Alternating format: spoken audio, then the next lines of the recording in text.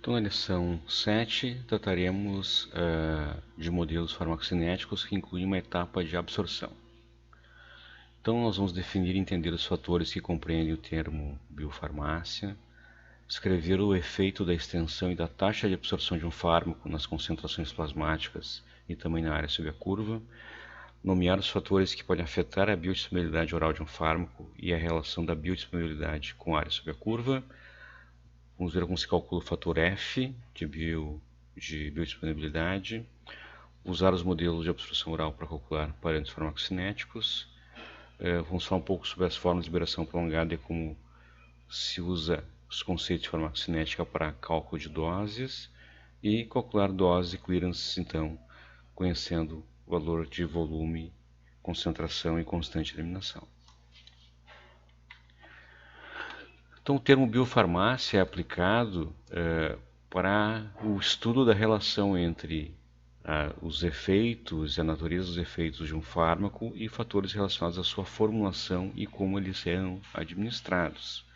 Então, isso inclui não só as características físico-químicas do fármaco, mas os outros componentes da formulação, que são inertes, de que forma aquele produto é produzido em escala industrial e as vias de administração. Portanto, o mesmo fármaco, uma mesma dosagem, mas com formulações diferentes, pode entregar efeitos biológicos diferentes.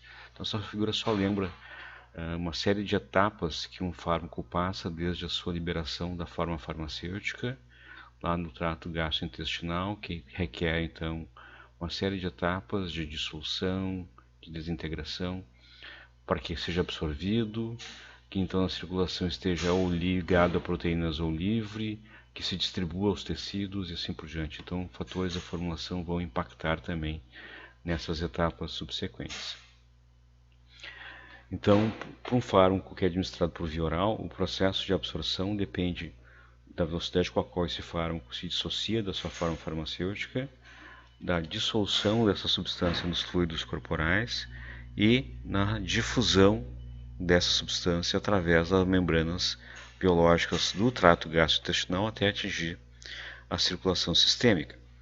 Portanto, fármacos diferentes e formulações diferentes do mesmo fármaco podem ter diferenças significativas na velocidade e na extensão da sua absorção. O quanto ele é absorvido, a extensão da absorção, depende da natureza do fármaco, físico-química, ou seja, a sua solubilidade e o seu pK, do ambiente fisiológico onde ele se encontra, o pH, a motilidade gastrointestinal, o grau de vascularização e também fatores relacionados à formulação. No que mostra, por exemplo, os processos envolvidos na absorção de um fármaco após o uso de uma dose oral. Então, esse fármaco que está numa forma de dosagem comprimido, por exemplo, ele vai participar de uma etapa de desintegração dessa forma farmacêutica, para partículas menores. E depois, quando estiver desintegrado, tem que haver dissolução do fármaco nos fluidos gastrointestinais. E depois que ele estiver dissolvido nos fluidos gastrointestinais, ele vai ter que difundir através das membranas biológicas até chegar nos vasos sanguíneos e passar pelo fígado, no metabolismo de primeira passagem, e depois chegar na circulação sistêmica. Então, tem uma série de barreiras antes dele se distribuir pelo nosso corpo. Então, diferenças na taxa de absorção possuem consequências na terapêutica. Se a absorção é rápida, eu tenho uma concentração de pico mais alta e ela é atingida mais rapidamente, como a gente pode ver na figura da direita. A absorção rápida, um pico mais alto e é atingido mais rapidamente. Se a absorção é mais lenta, o pico será menor, mas as concentrações vão se sustentar um pouco mais altas durante mais tempo. Então depende muitas vezes do tipo de efeito que se deseja. Por exemplo, se eu desejo ter um efeito analgésico rápido, é interessante que a absorção seja rápida. Agora, se nós desejarmos, por exemplo, manter níveis sustentados plasmáticos ao longo do tempo, diminuindo o número de vezes que o paciente usa um comprimido, a absorção mais lenta pode ser vantajosa. Também essa figura mostra embaixo aqui que produtos diferentes, produtos A e B com o mesmo fármaco, mesma dose, podem ter perfis muito diferentes porque entregam o fármaco a partir da forma farmacêutica em velocidades diferentes. Por isso, nem todos os medicamentos que têm o mesmo produto na mesma dosagem vão ser intercambiáveis. Então, a quantidade do fármaco que atinge a circulação sistêmica depende, ou melhor dizendo, determina o seu grau de biodisponibilidade.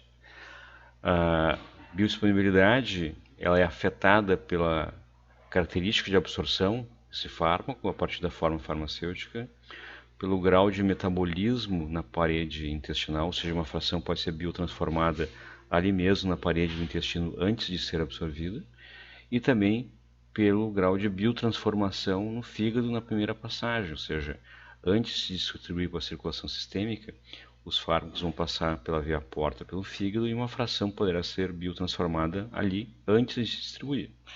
Então, a biodisponibilidade por via oral, expressa pelo fator F, depende da fração que é absorvida, da fração que é biotransformada no intestino, na parede intestinal, e da fração que é biotransformada no fígado antes de chegar na circulação sistêmica.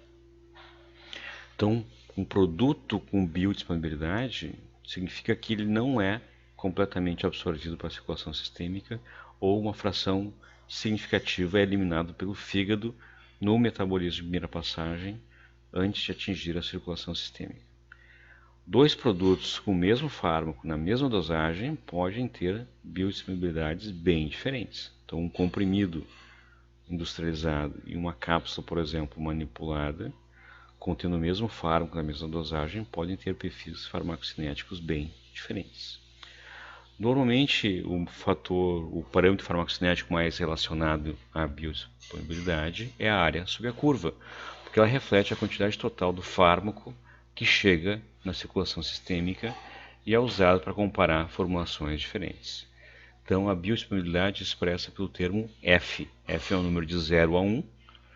0 significa nenhuma biodisponibilidade, 1 é uma biodisponibilidade total, completa.